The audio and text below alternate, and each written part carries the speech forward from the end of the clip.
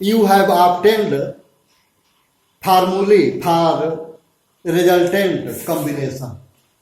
पिछले टर्म पर हम लोग सीरीज और पैरेलल कॉम्बिनेशन पढ़े थे और इनके रिजल्टेंट के लिए फार्मूला भी डिराइव किए थे और उसके बाद इस फार्मूले पर हमने कुछ न्यूमेरिकल एग्जाम्पल भी किया। अब एक बात याद रखोगे, डोमेस्टिक सर्किट में यानी घरों की वायरिंग में किस किस तरह का यूज किया जाता है कनेक्शन, सीरीज और पैरेलल। एक बात जाननी चाहिए, जो घरों में जो लाइन आती है उसको इलेक्ट्रिक मेंस कहते हैं, इलेक्ट्रिक मेंस। और जितने भी इलेक्ट्रिकल अप्लायंसेज हैं, all electrical appliances in our houses are connected in parallel with electric mains. Electric mains से सारे इलेक्ट्रिकल अप्लायंसेज, इसमें इलेक्ट्रिकल अप्लायंसेज कंबाइन रहते हैं और सारे इलेक्ट्रिकल अप्लायंसेज के स्विचेज जो होते हैं वो अलग अलग सीरीज में होते हैं। स्विचेज अलग अलग, और जितने भी इलेक्ट्रिकल अप्लायंसेज हैं, लाइट, बल्ब, फैन, तुम्हारे घरों में बल्ब होता है, फैन होता है, गीजर है, फ्रिज है, प्रेस है और तमाम प्लग सॉकेट्स हैं, ये सारे इलेक्ट्रिकल अप्लायंसेज के जो हैं सबके सब इलेक्ट्रिक मेंस से पैरेलल होते हैं।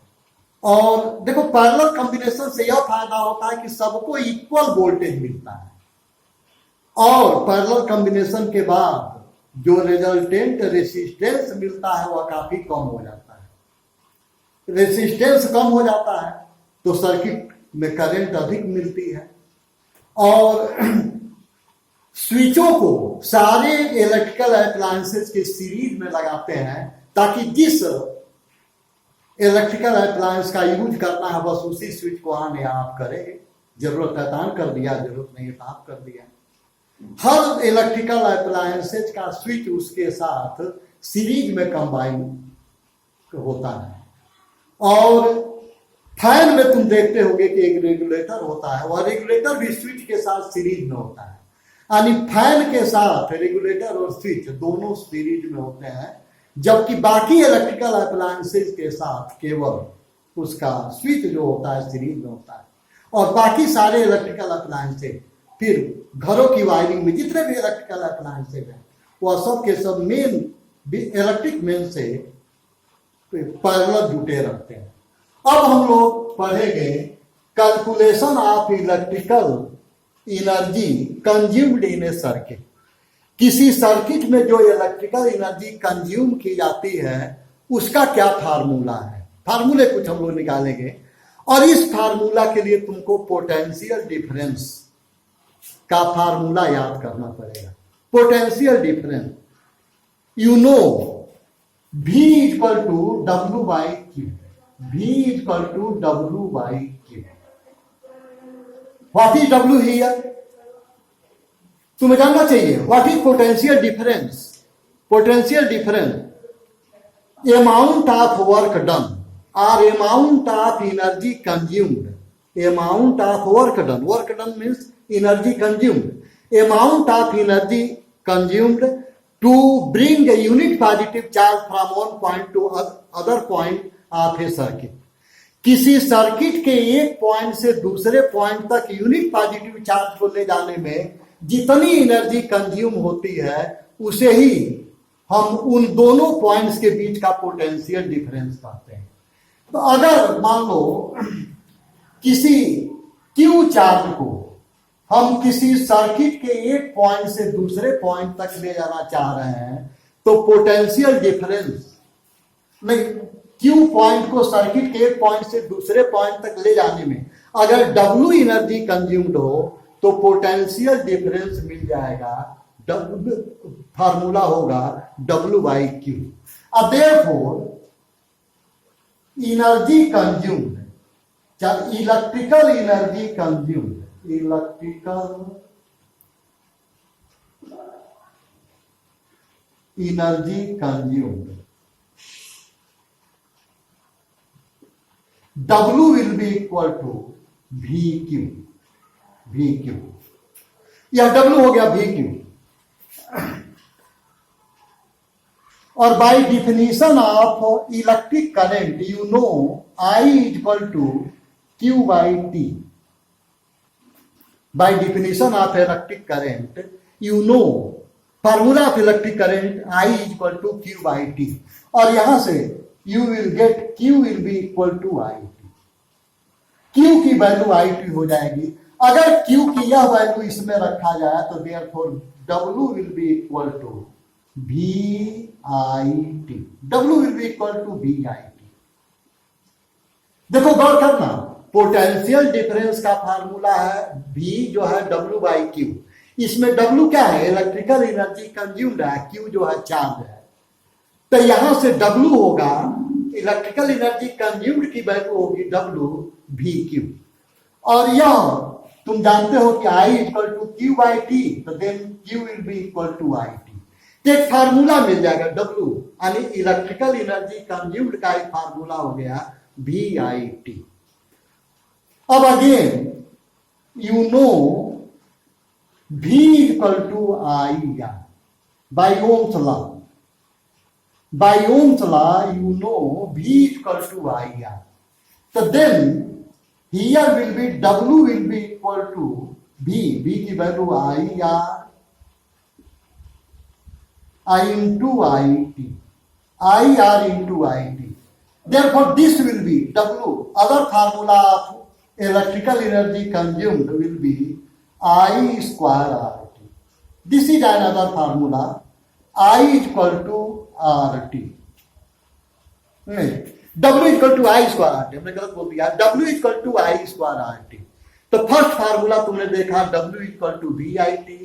सेकंड फार्मूला तुमने देखा W equal to I square RT। अब again by Ohm's law V equal to IR, तो you will get from this formula I will be equal to V by R। I will be equal to V by R। तो therefore W will be equal to I। We will put V upon R whole square into R into T। V square by R whole square into R into T। W, therefore W will be equal to V square by R square, V square by R square into R into T। W का एक और formula मिलने जा रहा है। तो therefore W will be equal to V square by R square. देखो R का यह जो दो पावर है वह इससे कैंसिल हो जाएगा, तो there will be V square by R into T. Third formula of electrical energy consumed. तो इलेक्ट्रिकल एनर्जी कंज्यूम्ड के देखो तीन फार्मूला हो गए। Electrical energy consumed, electrical energy consumed,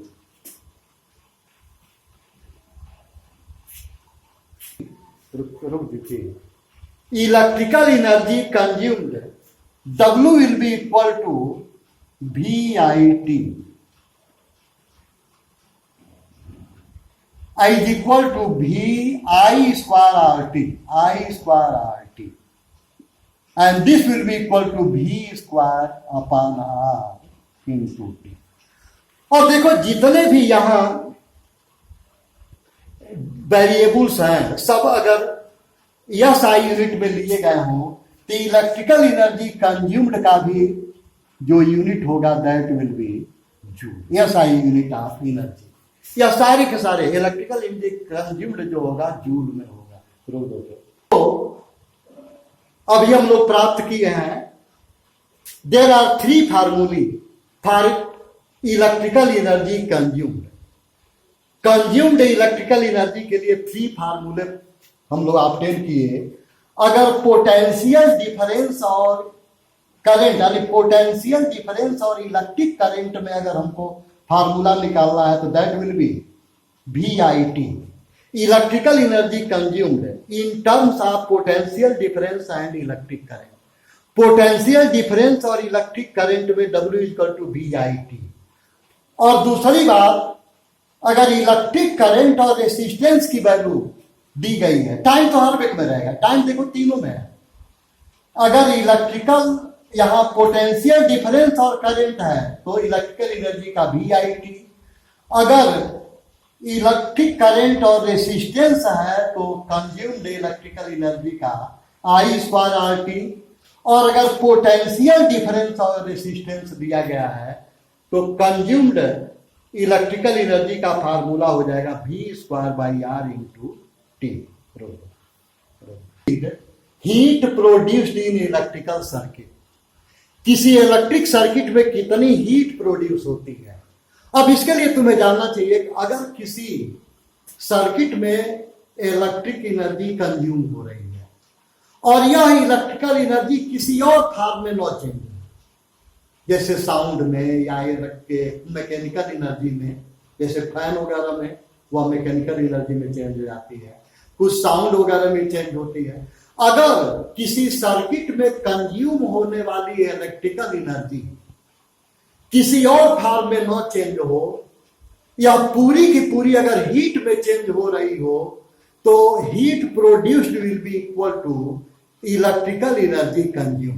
गौर करना, according to law of conservation of energy, अगर किसी circuit में कंज्यूम होने वाली इलेक्ट्रिकल एनर्जी किसी और फॉर्म में न चेंज हो तो पूरी की पूरी एनर्जी हीट में चेंज हो जाती है।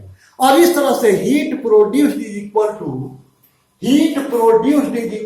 इलेक्ट्रिकल एनर्जी कंज्यूम्ड, और हीट का symbol H, electrical energy consumed W, तो देयरफॉर वो H विल बी W। तो अभी अभी तुम इलेक्ट्रिकल एनर्जी कंज्यूम्ड के जितने भी फार्मूले पढ़े हो वही सारे फार्मूले हीट प्रोड्यूस्ड का भी हो जाएगा।